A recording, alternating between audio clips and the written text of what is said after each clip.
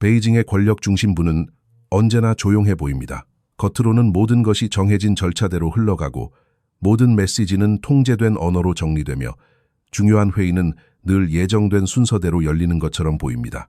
하지만 진짜 변화는 대개 공식 발표보다 먼저 아주 작은 균열의 형태로 먼저 나타납니다. 이번에도 마찬가지입니다. 한동안 잠잠했던 내부 신호가 다시 움직이기 시작했고 그 신호는 단순한 인사소문이나 일회성 사건으로 넘기기 어려운 결을 띠고 있습니다.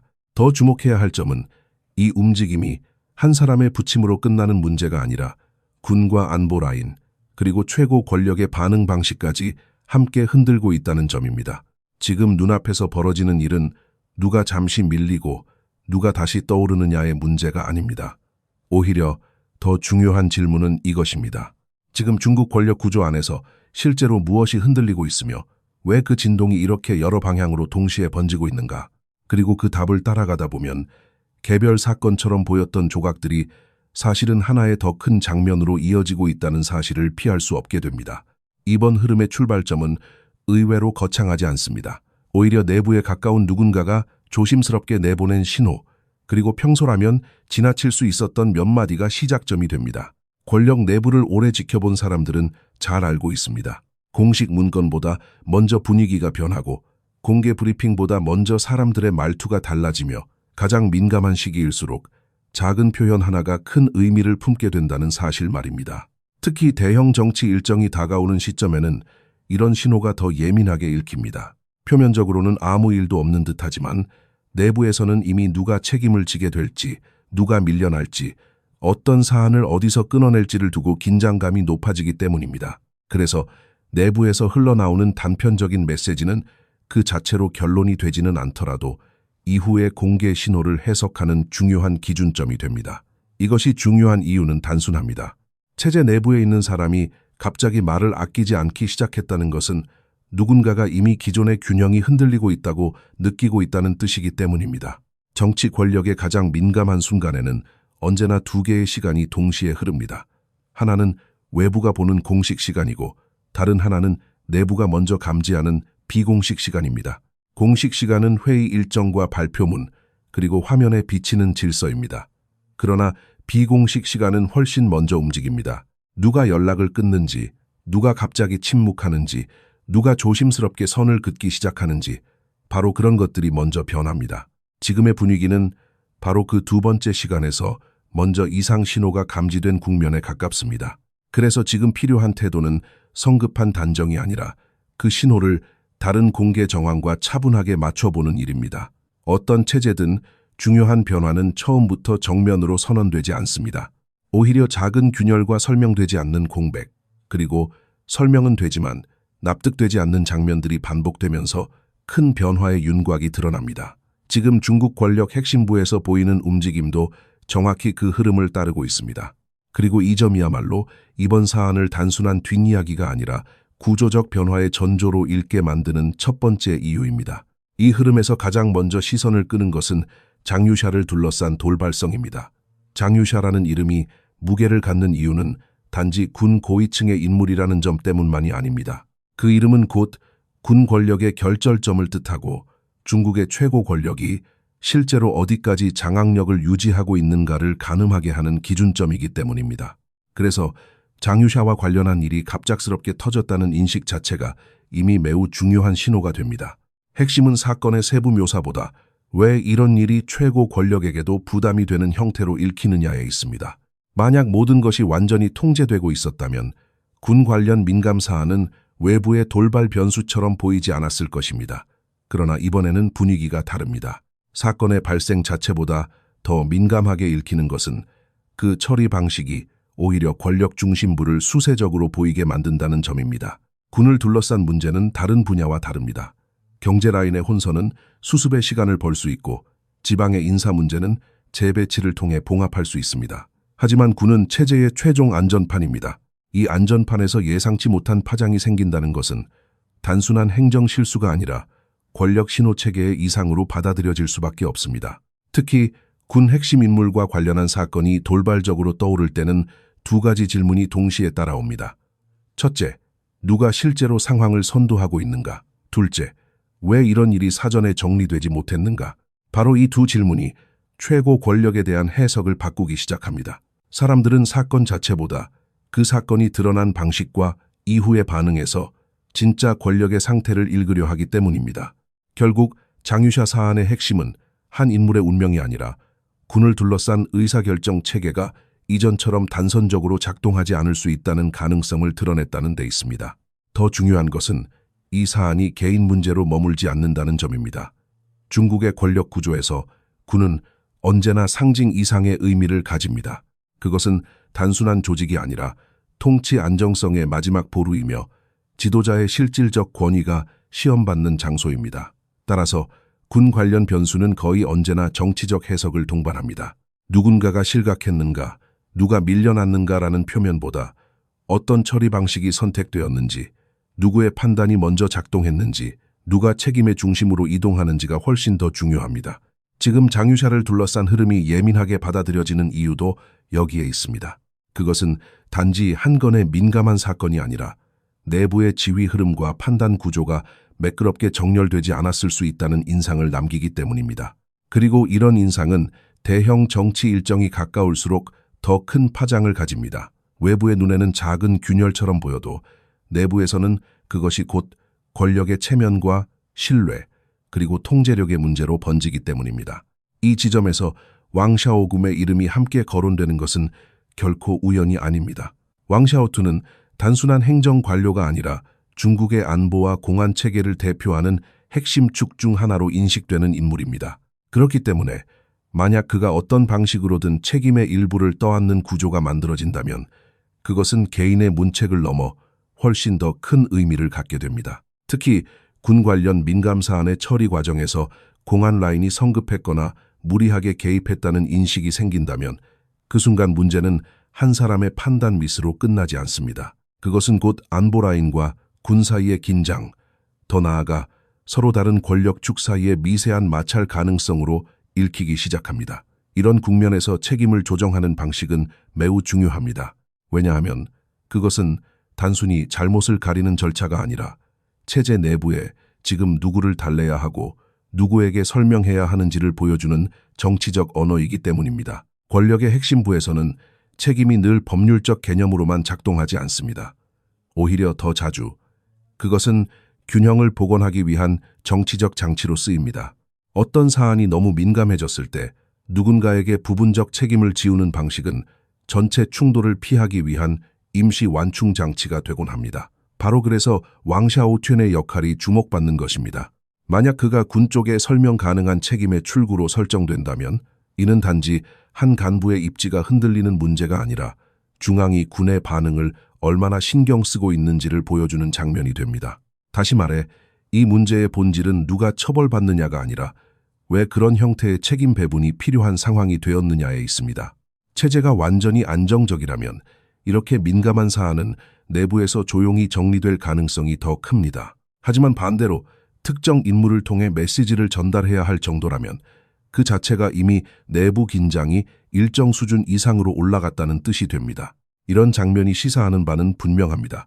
지금 벌어지는 일은 단순한 인사조정이 아니라 체제 내부의 여러 축이 서로를 의식하며 움직이고 있다는 신호입니다. 공안은 공안대로, 군은 군대로, 그리고 최고 권력은 그 둘 사이에서 파장이 더 번지지 않도록 관리해야 하는 상황일 수 있습니다. 바로 이런 순간에 외부 관찰자들이 읽는 것은 공식 해명이 아니라 누가 갑자기 조용해지는지, 누가 책임의 언어 속으로 들어가는지, 그리고 누구의 이름이 더 자주 방어적으로 언급되는지입니다. 결국 왕샤오좀이 상징하는 것은 한 사람의 거취가 아닙니다.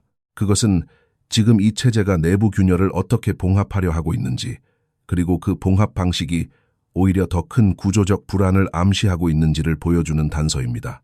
장유샤 사안이 불을 붙였다면 왕샤오촘이라는 이름은 그 불길이 어디까지 번질 수 있는지를 가늠하게 하는 두 번째 지점입니다.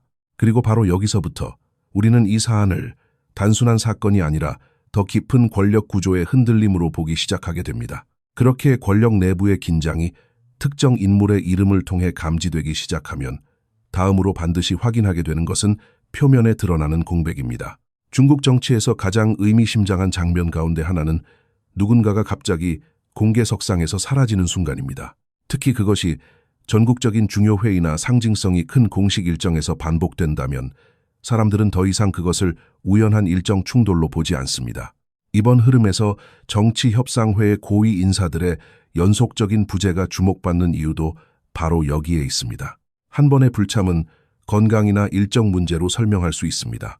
하지만 비슷한 급의 인물이 비슷한 시기, 그것도 민감한 정치 일정 직전에 반복적으로 모습을 드러내지 않는다면 그 순간 부재는 단순한 빈자리가 아니라 정치적 신호가 됩니다. 겉으로는 아무 설명도 없지만 설명이 없다는 사실 자체가 오히려 더 많은 해석을 낳게 되는 것입니다. 중국의 공식 정치 무대는 원래 보여주기 위한 질서가 매우 강한 공간입니다. 누가 어느 줄에 서는지, 누가 어느 회의에 참석하는지, 누가 어느 문장을 읽는지까지 모두 정치적 의미를 가질 수 있습니다. 그렇기 때문에 고위급 인사의 반복적 부재는 말보다 더 강한 메시지를 던집니다. 그것은 단순히 한 개인의 일정 문제가 아니라 지금 권력 중심부가 어떤 인물을 당분간 화면 밖에 두기로 했다는 뜻으로 읽힐 수 있기 때문입니다. 특히 이런 부재가 2번, 3번 이어질 경우 외부 관찰자들은 자연스럽게 같은 질문을 던집니다. 조사가 진행 중인 것인가? 내부 평가가 바뀐 것인가? 아니면 특정 계열의 정치적 공간이 축소되고 있는가? 실제로 체제 내부에 큰 균열이 생기기 전에는 언제나 이런 식의 작은 이상 징후들이 먼저 포착됩니다. 이름은 남아있지만 화면에서 사라지고, 직함은 유지되지만 존재감은 지워지며, 설명은 없지만 분위기는 분명히 달라집니다. 이것이 표면 정치가 내부 변화를 무심코 흘려보내는 방식입니다. 더 중요한 것은 이런 부재가 개별 인물의 문제가 아니라는 점입니다. 지금 관찰되는 현상은 특정 한 사람의 운이 다하거나 단지 개인 비위가 드러났다는 차원의 이야기가 아닐 가능성이 큽니다. 오히려 여러 고위직에서 비슷한 공백이 연쇄적으로 나타난다면 그때부터는 체제 자체가 민감한 인물들을 어떻게 재배치하고 있는가를 보는 것이 더 중요해집니다. 다시 말해, 누가 빠졌느냐보다 왜 지금 이 시점에 그런 빈자리가 동시에 생기고 있느냐가 핵심입니다. 이러한 공백은 공식 문서에 적히지 않는 진짜 우선순위를 보여줍니다. 누구를 당장 노출시키지 말아야 하는지, 누가 아직 정리되지 않았는지, 어떤 문제는 아직 봉합이 끝나지 않았는지를 외부에 간접적으로 드러내기 때문입니다. 정치협상회의 같은 상징적 공간에서의 빈자리는 바로 그런 의미에서 체제 내부의 미세한 긴장을 보여주는 창문이 됩니다. 이것은 이미 타스킬에서 드러난 내부 신호와 정확히 같은 방향을 가리킵니다. 즉, 지금의 이상 징후는 한 지점에서만 생기는 것이 아니라 표면의 연출과 내부의 계산이 동시에 어긋나기 시작한 국면이라는 것입니다. 하지만 이 모든 흐름 가운데서도 가장 무게가 큰 장면은 따로 있습니다. 그것은 최고 권력의 군 통제 구조에서 가장 가까운 자리에 있었던 인물들이 하나둘씩 문제의 영역으로 빨려 들어가는 현상입니다. 특히 군사위원회 주변에서 오랜 기간 핵심 실무와 전달 체계를 맡아온 인물들이 연이어 흔들리고 있다는 점은 단순한 인사 조정보다 훨씬 깊은 의미를 갖습니다. 일반적으로 최고 권력에 가장 가까운 비서와 실무 라인은 가장 많은 정보를 알고 가장 빠르게 지시를 접하며 가장 직접적으로 권력의 실제 작동 방식을 체감하는 자리입니다. 겉으로 화려한 직함보다 이런 위치가 더 중요하게 여겨지는 이유도 여기에 있습니다. 그런데 바로 그 자리에 있었던 인물들이 연속적으로 문제가 되는 흐름이 나타난다면 그것은 더 이상 개인의 불운이나 우연한 사건으로 설명하기 어려워집니다. 그때부터 외부는 자연스럽게 구조를 보기 시작합니다. 한 명의 실무 책임자가 흔들리는 것과 세 차례에 걸쳐 핵심 연결 고리가 반복적으로 흔들리는 것은 완전히 다른 이야기입니다. 한 번의 이탈은 개인 문제일 수 있습니다. 그러나 가장 가까운 자리의 인물들이 세대처럼 이어져 차례로 무너지기 시작한다면 그때는 시스템이 그 자리를 더 이상 안전하게 유지하지 못하고 있다는 뜻이 됩니다. 이것은 매우 중요합니다. 왜냐하면 최고 권력의 통제는 결국 정보와 명령이 어디서 정리되고 어떤 경로로 이동하는가에 달려있기 때문입니다. 가장 가까운 보좌선이 안정적이라는 것은 곧 지시체계와 내부 신뢰가 유지되고 있다는 의미입니다. 반대로 그 선이 반복적으로 흔들린다는 것은 권력의 최신부에서조차 안전과 신뢰가 점점 비용이 큰 자산이 되어가고 있다는 신호입니다. 결국 문제는 특정 인물이 부패했느냐 아니냐의 단순한 차원이 아닙니다. 더 핵심적인 질문은 왜 가장 가까운 자리가 점점 더 위험한 자리가 되어가고 있느냐는 것입니다. 이 현상을 이해하기 위해서는 체제가 어떻게 작동하는지를 봐야 합니다. 권력이 강하게 개인화될수록 가장 가까운 사람들은 단순한 보좌 인력이 아니라 권력 작동의 일부가 됩니다. 그들은 문서를 넘기는 손이면서 동시에 정보의 관문이 되고 일정 조정자이면서도 사실상 내부 리듬을 설계하는 위치에 서게 됩니다. 그래서 그들이 오래 살아남는다는 것은 체제의 리듬이 안정적이라는 뜻이고, 반대로 그들이 차례로 흔들린다는 것은 중심부의 리듬이 안정적이지 않다는 뜻입니다. 특히 반부패, 충성검증, 재정비, 군 통제 강화 같은 이름으로 내부 정리가 길어질수록 가장 중심에 가까운 자리일수록 위험은 더 커집니다. 이유는 간단합니다. 가장 가까운 사람일수록 더 많은 것을 알고 더 많은 과정에 서명하지 않아도 깊게 연결되어 있으며 필요할 때는 책임과 충성의 시험대에도 가장 먼저 올라서기 때문입니다. 다시 말해 중심에 가까운 자리는 영광의 자리이면서 동시에 체제가 불안정해질수록 가장 먼저 뜨거워지는 자리입니다. 바로 그렇기 때문에 연속된 핵심 보좌선의 흔들림은 구조적 현상으로 읽혀야 합니다. 이 흐름은 한두 명을 교체해서 끝낼 수 있는 성격이 아닙니다. 만약 최고 권력 주변의 실무 라인이 반복적으로 문제화된다면 그것은 단지 내부 청소가 계속된다는 의미가 아니라 체제가 스스로를 유지하는 방식이 점점 더 많은 마찰을 낳고 있다는 뜻일 수 있습니다. 내부 불안을 줄이기 위해 통제를 강화했는데 그 강화된 통제가 오히려 가장 핵심적인 실무 라인까지 압박하게 되는 역설이 생기는 것입니다. 체제는 더 단단해지기 위해 더 많은 검증과 정리를 반복하지만 그 과정에서 정작 체제를 가장 가까이서 떠받치는 인물들이 차례로 소진되거나 제거될 수 있습니다. 이것은 단순한 반부패 서사와는 다른 층위입니다. 오히려 권력의 중심 구조가 스스로의 무게를 견디는 방식에 문제가 생기고 있다는 신호에 가깝습니다. 그래서 지금 필요한 관찰은 누가 사라졌는가가 아니라 왜 그 자리에 있는 사람은 시간이 지날수록 더 오래 버티기 어려워졌는가를 보는 일입니다. 이 대목에서 드러나는 더 깊은 문제는 체제의 우선순위가 바뀌고 있다는 점입니다. 강한 개인 권력은 처음에는 매우 효율적으로 보입니다. 명령 체계가 짧고 반대 세력을 빠르게 정리할 수 있으며 정책 추진도 집중적으로 밀어붙일 수 있습니다. 실제로 초기에는 이런 방식이 외부의 강한 장악력과 결단력을 보여주기도 합니다. 그러나 시간이 지나고 내부 정리가 한 번으로 끝나지 않으면 상황은 달라집니다. 체제는 어느 순간부터 성과보다 안전을 우선하기 시작합니다. 더 정확히 말하면 무엇을 추진할 것인가 보다 누가 위험한가를 먼저 계산하게 됩니다. 그 순간부터 시스템의 언어는 효율이 아니라 방어가 되고 전진이 아니라 사고 방지가 되며 정책은 방향보다 내부 반응을 먼저 의식하게 됩니다. 이것이 바로 강한 집권 체제가 일정 시점을 넘어서면 스스로를 보존하기 위해 에너지를 더 많이 쓰게 되는 이유입니다. 정치적으로 보면 이것은 아주 미묘하지만 결정적인 변화입니다. 처음에 집권 논리는 통제의 확대를 통해 혼란을 줄이고 중심의 의지를 끝까지 전달하는 데 초점이 맞춰져 있습니다. 하지만 통제가 장기화되고 불신이 누적되면 같은 장치가 전혀 다른 방향으로 작동하기 시작합니다. 이제 그 장치는 이를 빠르게 처리하기 위한 도구가 아니라 누가 실수할지, 누가 다른 생각을 품을지, 누가 미래의 위험 요인이 될지를 감시하는 장치가 됩니다. 이런 구조에서는 누구나 더 조심스럽게 움직이게 됩니다. 책임은 무거워지고 판단은 늦어지며 누구도 먼저 선을 넘으려 하지 않게 됩니다. 겉보기에는 통제가 더 정교해지는 것 같지만 실상은 체제가 자기 자신을 끊임없이 의심하면서 움직이는 상태에 가까워집니다. 이때부터 가장 큰 비용은 외부 충돌이 아니라 내부 위축에서 발생합니다.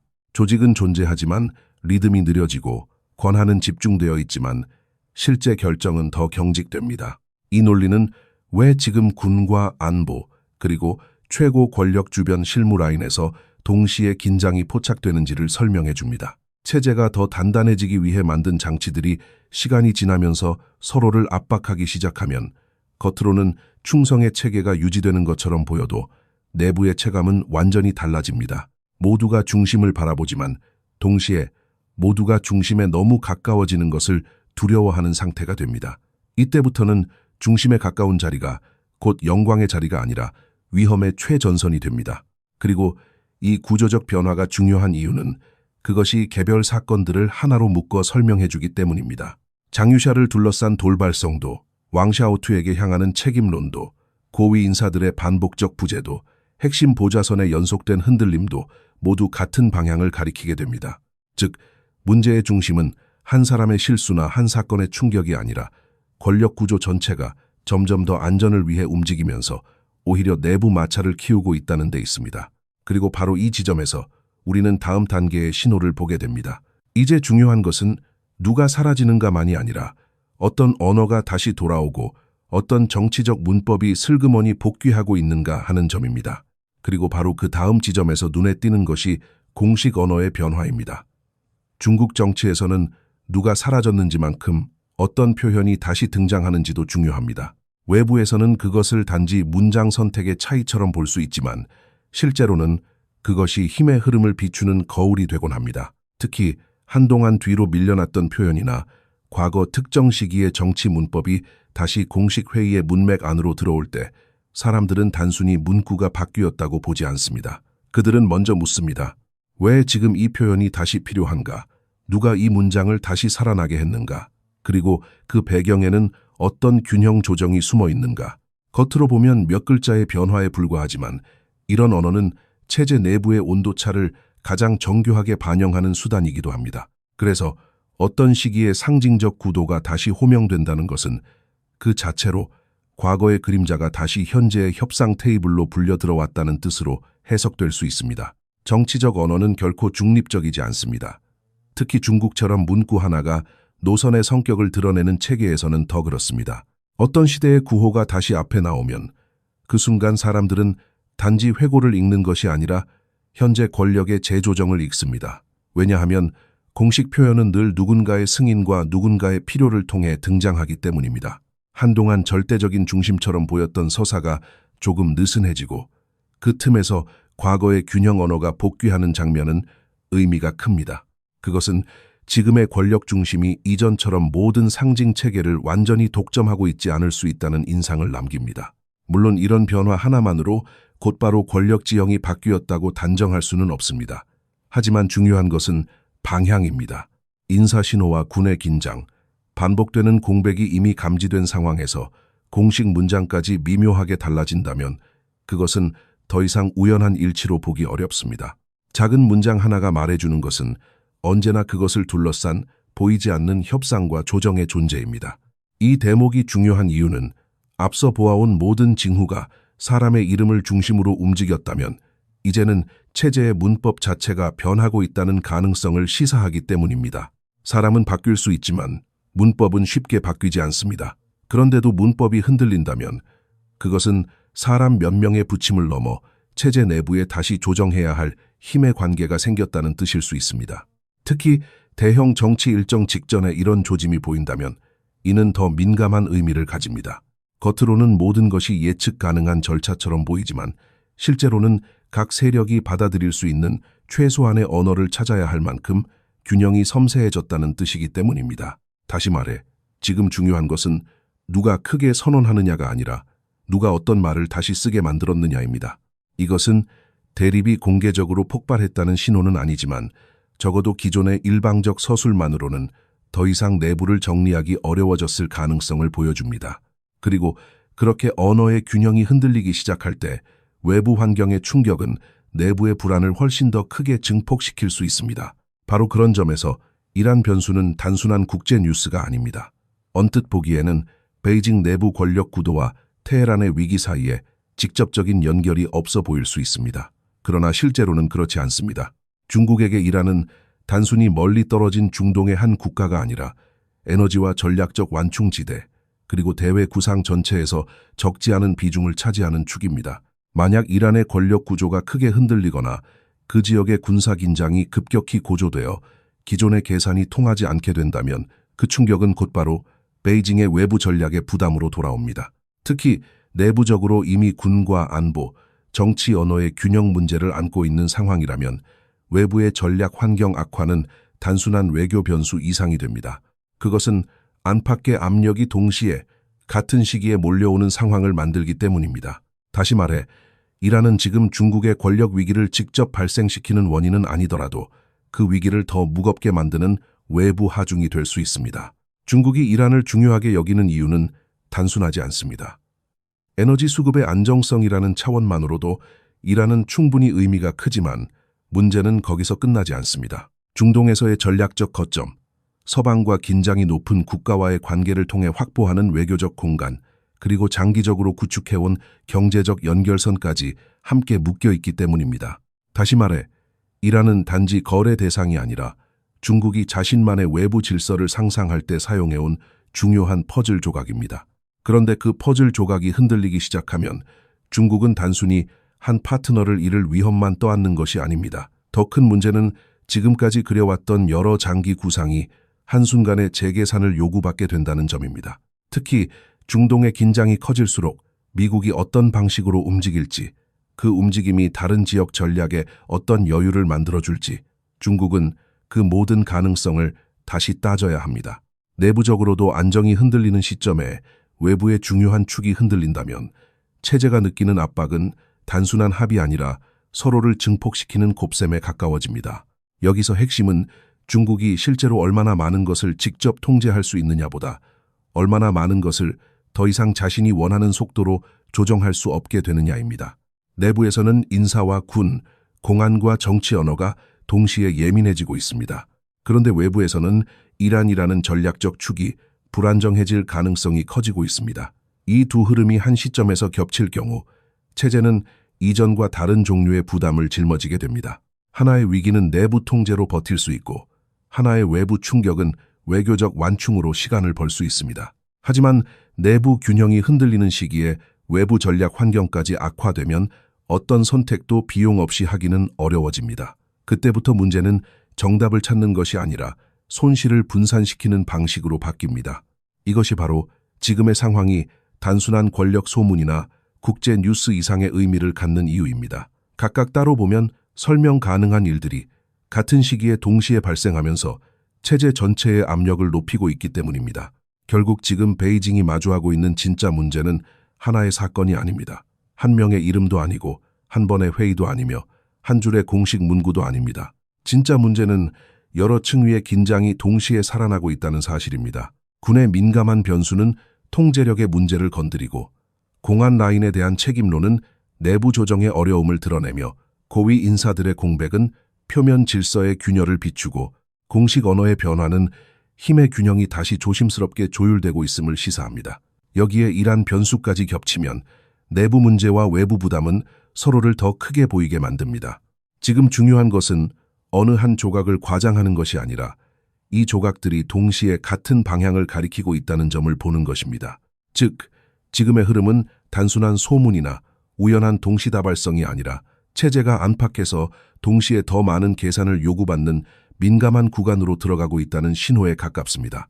이런 시기에는 거대한 선언보다 작은 반복이 더 중요합니다.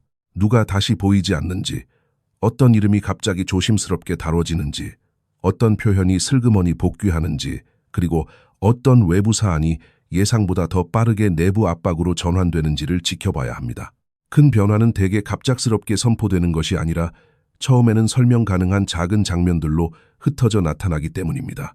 그리고 그 작은 장면들이 반복되기 시작하면 사람들은 비로소 그것이 한 시대의 안정감이 약해지고 있다는 경고였다는 사실을 뒤늦게 깨닫게 됩니다. 지금 중국 권력 구조에서 보이는 여러 신호 역시 바로 그런 성격을 띱니다. 아직 모든 것이 결론 난 것은 아닙니다.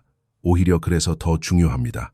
결론이 아직 나지 않았다는 것은 곧 내부의 타협도 최종 정리되지 않았고 외부의 충격도 아직 완전히 흡수되지 않았다는 뜻이기 때문입니다.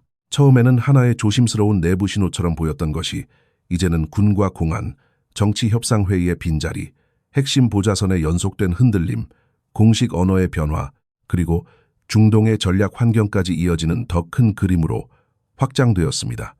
이 모든 조각이 말해주는 것은 단순합니다. 지금 중요한 것은 누가 당장 승리했는가가 아니라 누가 더 많은 불확실성을 짊어지고 있느냐입니다. 체제는 여전히 강해 보일 수 있습니다. 공식 일정은 계속 열릴 것이고 문구는 정돈된 형태로 발표될 것이며 외부를 향한 메시지도 여전히 자신감 있게 포장될 수 있습니다. 그러나 진짜 관찰 포인트는 그런 장면의 표면이 아니라 그 장면을 유지하기 위해 내부에서 얼마나 많은 조정과 부담이 쌓이고 있는가에 있습니다. 그리고 바로 그 점에서 지금의 국면은 단순한 일시적 소란이 아니라 더 깊은 재균형의 시작일 가능성을 품고 있습니다. 앞으로 주목해야 할 것은 거대한 구호가 아니라 다시 반복될 작은 신호들입니다. 바로 그 작은 신호들이 다음 장면의 방향을 가장 먼저 말해줄 것이기 때문입니다.